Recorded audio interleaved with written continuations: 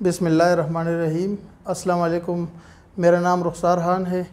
میں نوشہرہ سے بلانگ کرتا ہوں، اکوڑا ہٹک سے۔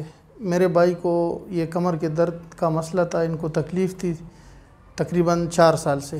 3 سال پہلے ان کا آپریشن کروایا، پھر اس کے بعد ڈاکٹر نے پھر ایڈوائز کی کہ اس کا پھر آپریشن کرائیں گے۔ پھر ایک دوست تھا، انہوں نے بتایا کہ CPT راولپنڈی گلریز میں فیس 2 میں یہاں پہ ایک ڈاکٹر صاحب ہے، وہ بغیر دوائی کے بغیر آپریشن کے علاج کراتے ہیں۔